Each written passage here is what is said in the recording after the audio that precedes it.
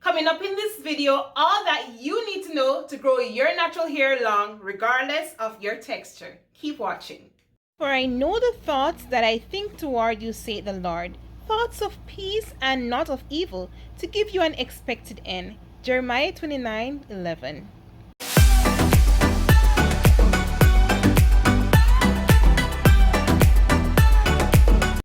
And welcome to my channel, New Growth Naturals. If we're meeting for the first time, my name is Samantha. I'm a natural hair specialist. I specialize in natural hair care and natural hairstyles. And on this channel, I post videos on how to care for your natural hair regardless of your texture. By the way, I'm 4C.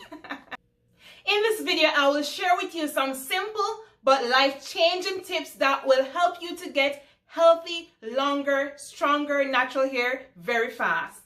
Before I get into those tips, let me get into a brief summary of my natural hair journey. So I've been natural for almost all my life, except for a brief period in high school when I relaxed my hair for a few months, but quickly went back natural. Now my natural hair is always short, has been always short. It never grew past 3.5 inches. So pretty much all my life, I know myself with short, 4C, dry, natural hair. I've been growing on my natural hair healthy growth journey since 8 years now, and since then I've been growing my hair to waist length with several setbacks. I've cut my hair so often, and guys, I'm just sharing with you this story because I want you to be assured that I'm able to help you to grow your natural hair regardless of your texture. So you may know that 4C hair is the most difficult to grow long simply because of the coils and the curl pattern of a 4C textured hair. And because of those coils, the bands where the coils are weaker and they're more susceptible to breakage. Hence, it is so hard to retain length, especially on 4C natural hair. I have 4C natural hair. As a matter of fact, I've been a natural hair specialist for over 10 years now, and I've been dealing with clients of every texture and mostly type 4 hair, especially where I'm at in the Cayman Islands, and also when I go to Jamaica to do my clients hair there, I mostly deal with 4C or type 4 texture hair. And I've been treating my clients here successfully. They have been giving me so many success stories. I have so many pictures, so many life-changing stories of how I was able to transform my clients to have it from short, dull, natural, brittle hair to thick, healthy, long, lustrous hair. Recently, I've started a natural hair growth challenge series here on YouTube where I've been posting videos 2 to 3 times a week with step-by-step tips on how to help you to get your natural hair to waist length, healthily, thicker hair, whatever your hair needs is. I listen to my viewers' comments and I do videos on that as well. If you haven't yet joined the challenge series, you need to go ahead, subscribe, hit that notification bell so whenever I post videos in the series, you'll get updated. And guys, I'm so happy to see all your comments, all the stories that you have been giving me, how your natural hair has been improving so much. I'm so grateful to have this experience. I've always been having this experience with my clients when they do consultation, when I see them, but to be able to do it on YouTube and getting this great result from all of you, I'm overwhelmed, and this is just so awesome. So if you feel that you have done everything to grow your hair out, you have been taking care of your hair, you have been doing everything that you see on YouTube or that you're advised or what you think is best for your hair, yet your hair is still thin, your hair is still short, it is still brittle, still dry, fear not. I am going to help you with these tips. And the first tip I want you to consider if you have type 4 hair or any texture natural hair for that matter is protective styling. For those of you that don't know what protective styling is, it's basically a style where your ends are tucked away from the elements. A style that is not a protective style is, for example, a high puff, twist out, braids out. Those styles, they're cute and they look nice when you have a special occasion and you just want to look chic for that one-off experience. But if you're in the business of growing healthy, long hair, you want to get to a certain length, you have to do protective style. It is a must. And the best protective styles that you should do are styles that will last you for anywhere from a week to at least 3 to 6 months. And I say 3 to 6 months because when I do my protective style, which is braids by the way, I've always plait my hair, natural braids, all my hair in natural braids, and that will last me for 3 to 4 months. I occasionally will redo my edges to remove the lint, remove the shedded hair. But when on those occasions when I do that, I ensure that I'm gentle so I don't incur any breakage at all, or breakage is minimal. And I ensure that my hair is moisturized before I touch it, whatever I'm going to do to my hair, whether it's styling, whether it's taking down, whether it's pre-point. Before I touch my hair at all, I keep it moisturized. I ensure it is moisturized.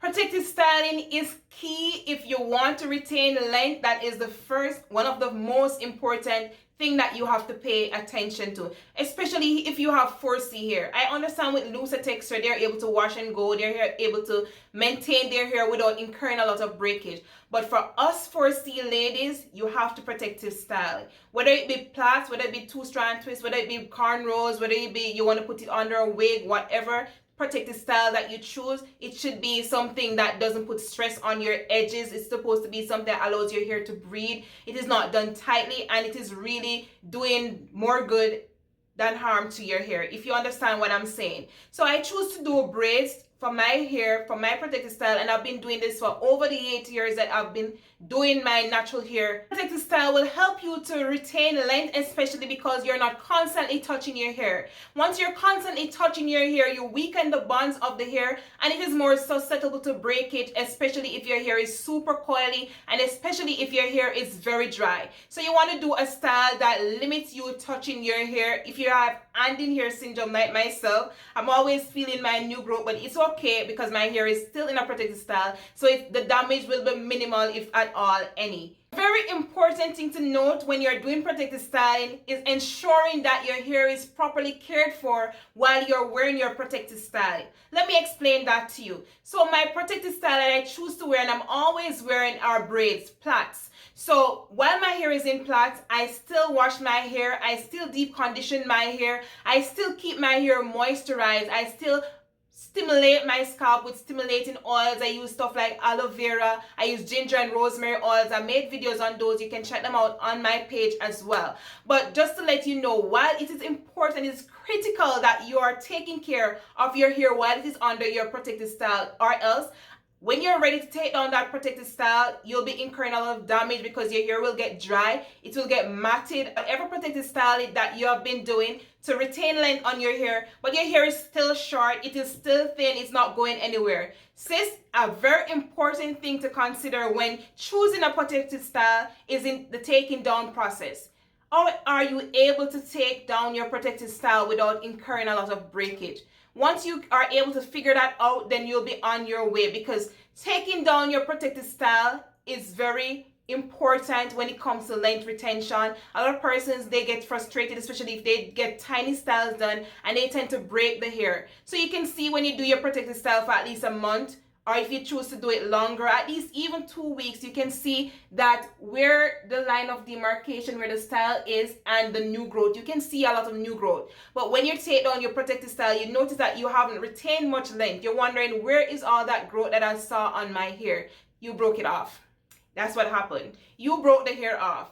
So you have to be very careful when taking down protective style. For example, I am in plaits. I consider these to be regular size. You're not that tiny. You may think it's tiny, but it's not. I've actually done my hair tinier before. So I'm wearing plaits. When I'm ready to take down these plaits, I ensure that I wash my hair, I deep condition my hair, I moisturize my hair. And once my hair is moisturized, I take a hairpin or a needle or something very tiny, and I'll start from the ends and I'll gently work my way up, taking down my protective style. Once I reach where the new growth is and the line of demarcation where the braids start, I ensure that I'm extra careful, just pulling it to the side, pulling it apart, and trying my best not to cause any breakage. You'll notice that a lot of hair comes out of your protective style. That's because if you're like myself that like to keep your protective style for a longer period of time, all that shedded hair that you would have been accumulated on a daily basis is going to add up, and you're going to see a lot of shedded hair. What you need to be careful of is that you're not breaking your hair, that you're retaining the length. After your protective style, when you do a length check before and after, you're supposed to be seeing some increase in length because your hair will grow. Naturally, your hair is growing. I doubt most of my clients, they don't have a growth issue. Yes, person's hair grow at different rates. As I've said in my previous videos, they grow slower or fast, and that is based on your genetic, that is based on your health, that is based on your diet as well, and so many other factors. But while we can't control our genetics, the fact that you're not bald, the fact that you're growing hair, you're seeing new growth when you do a protective style, it means that your hair is growing. Even if it's growing at the slowest pace, if you continue to retain all of that length that you have been accumulating over that period of time, eventually you'll have long hair.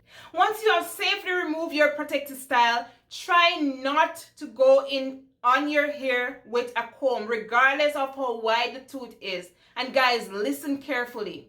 When you remove your protective style, try to finger detangle your hair in section to remove any shedded hair that may be there, any lints that you may have in your hair that may incur further breakage. It is important that you don't go on your hair with a comb. Try to saturate your hair with a conditioner, with some oils. If you're going to go ahead and shampoo your hair, whatever you're going to do, ensure, guys, do not pass a comb through your hair at that point in time. Finger detangle. As a matter of fact, I try not to use combs on my hair at all. I only use comb for sectioning because, like I said before, based on the coils in our hair, putting a comb, regardless of how wide the tooth is, can incur a lot of breakage.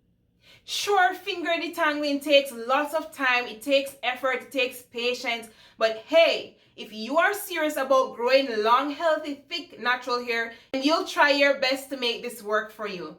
Second tip that I'm going to share with you to help you grow your 4C hair long, or your natural hair in general long, is deep condition. Deep condition your hair as often as you wash your hair. Yes. So as often as you put a shampoo on your hair to wash it, you should follow up with a deep conditioner.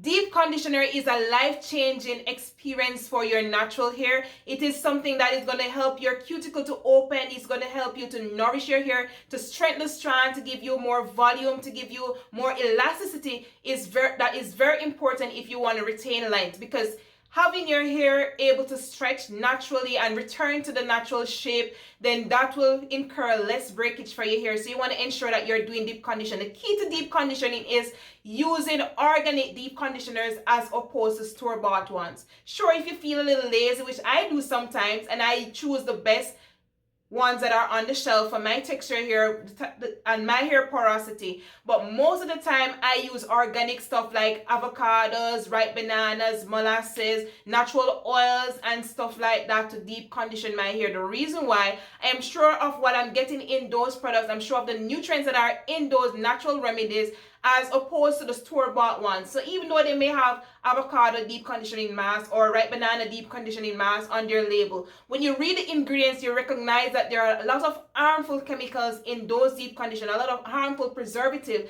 that is just going to coat your hair, that's going to weigh your hair down. Sure, it feels good after you do it, and for a couple weeks it feels good, but after a while they leave a residue on your hair most of the time, and that can in turn lead to breakage. So you want to ensure that you're doing more organic deep conditioners, and as often as you wash your hair, for example, if you wash your hair 2 times per month, which you should be doing. For example, I don't wash my hair too often, especially if I'm washing it while my hair is out. That is constantly manipulating my hair, and by detangling, by doing all of that sort of stuff to my hair, it will incur breakage. So if my hair is in plaits, I wash it at least twice per month, and I do a deep conditioner. Every single time I wash my hair, I do a deep conditioner. If you feel lazy sometimes, you can use a store-bought one. They're more easy to apply, but normally I make like a bulk of avocado deep conditioner and I store it in my freezer until the next time that I'm going to wash my hair to follow up with a deep conditioner.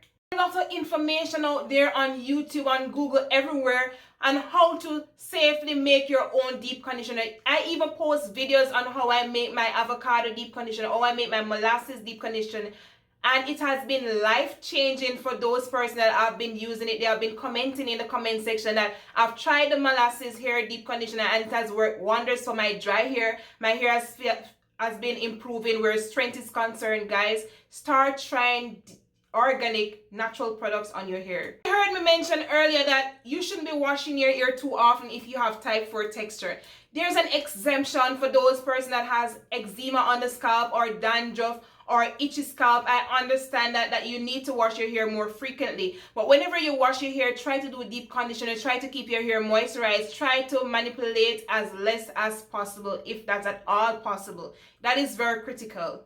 The third tip that I want to share with you that is designed to help you grow your natural hair healthily and long is keeping your hair moisturized. Keeping your hair moisturized will not only increase the manageability of your hair, but also decrease the more likelihood of your hair breaking and boost your length retention. How often you should moisturize your hair depends on how dry your hair is.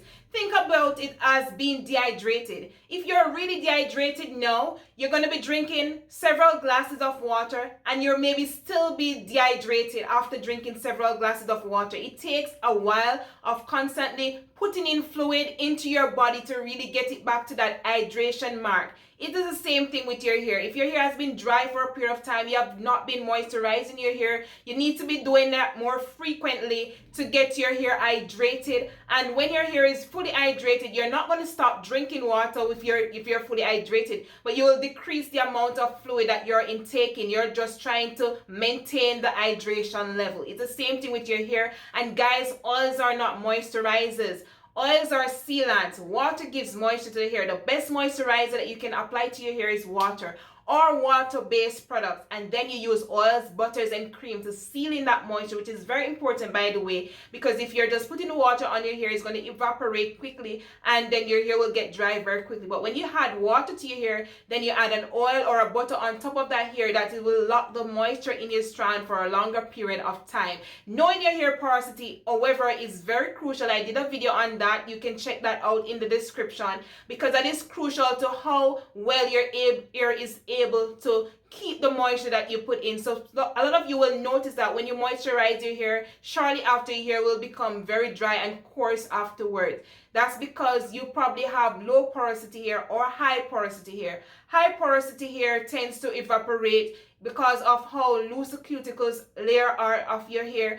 The moisture loses as easily as it gets into the strand. With low porosity hair, it's harder to get moisture into the strand because the water is just sitting, or the moisture is just sitting on top of the strand, and it will evaporate as quickly as possible. It won't be penetrating the strand, and hence you may end up with your hair feeling dry and brittle in no time. So when I first started my natural hair healthy growth journey, I was moisturizing my hair several times for the day. Literally, guys, in the morning I'll be moisturizing and sealing. In the lunchtime, I literally walk around with a small spray bottle in my purse, and I'll be taking my lunch break, spritzing my hair in my bathroom and all of that, doing that ever so often because I recognized that my hair was still dry after doing all of that. And then I started incorporating deep conditioners into my hair or hair growth regimen more frequently, and that drastically changed the way my hair became moisture, the way my hair held the moisture. And that is very key. If you want to retain length, guys, keep your hair moisturized. Number 5, stay away from heat tools.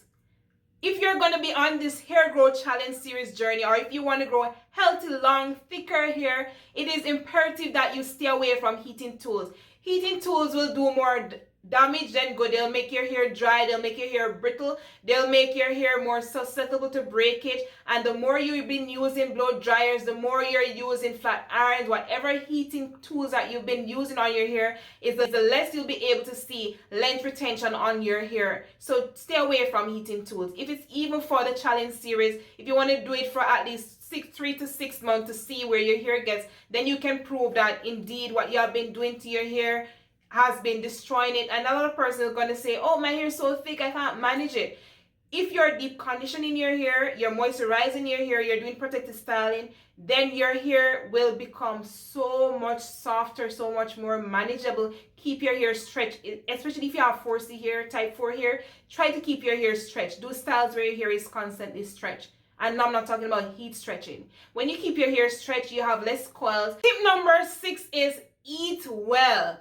Now imagine you're stimulating your follicles, you're putting oils on your hair, you're using your castor oil, you're using your aloe vera, you're using your fenugreek, you're using so many different stimulants on your scalp, yet you're not seeing any growth progress. The health of every organ of your body depends on the value are the nutritional benefits of the food that you eat. And your hair is no less than any other parts of your body that is dependent on the nutrients from the food that you eat. You need to be eating well to grow your hair healthily. For example, our body tend to prioritize. So if I'm eating under the limit of the nutritious food that I should be eating, your body is going to send it to the heart, it's going to send it to your lungs, it's going to send it to the bigger organs, to your brain, all over your body that needs it to survive. Your skin, your nails, your hair will be less prioritized, and because of that, you won't be growing your hair to the maximum capacity. So if you're not eating well, take vitamins or try to incorporate nuts, grains, vegetables, fruits into your diet, and that will go a far way, especially if you recognize that you're doing everything to grow your hair out. It is still growing at a much slower pace, or you're not seeing much length when you do protective style. Guys, try to eat nutritiously. Not only does it feed your hair follicles to grow your hair, also it determines the strength of your strand. Seventh and final tip that I'll be sharing with you is sleeping well and getting enough exercise. When we sleep, our body gets to rejuvenate, or that's when most of the growth of our cells take place. So if you're not getting enough sleep, then your body is not able to do all of that, and because of that, your body may be lagging behind. Also, exercising is important because when we exercise, we release hormones that help in growth stimulation. We help the blood to circulate freely, bringing nutrients to our hair follicles, and overall it decreases our stress levels. And we know stress is one of the leading causes why most persons' hair seem to fall out. So guys, you want to be eating well, you want to be exercising, you want to be getting enough sleep, you want to be doing your protective styles, you want to be moisturizing your hair, deep condition your hair, and you want to be trusting in God. Yes, I said it right. Trust in God. After you have done all that you can possibly do to grow your hair out, the next thing to do is to trust God. Trust God means that you have done your part, because faith without work is dead. So you have done your part now. Trust that God is going to take you through this process. Stop speaking negativity into your hair. Oh, my natural hair is too dry. My natural hair won't never grow. My natural hair is not pretty. I wish I had that texture hair. Stop. Speak life into your hair. God made you. He made you beautiful. He made you perfect. He made you in his likeness, in his image. So guys, I want you from now on, when you're tempted to say, oh, my natural hair is never growing, my natural hair is too dry, I don't like my texture, start speaking, God, you made me. I'm fearfully and wonderfully made by God, and he's going to help me to grow this hair into the full capacity that it can be. And when you have done all, give God thanks when you start seeing results. Until next time, don't forget to subscribe, share my channel, like. If you like this video, give me a big thumbs up and comment below what's your natural hair journey like. Till then, bye-bye.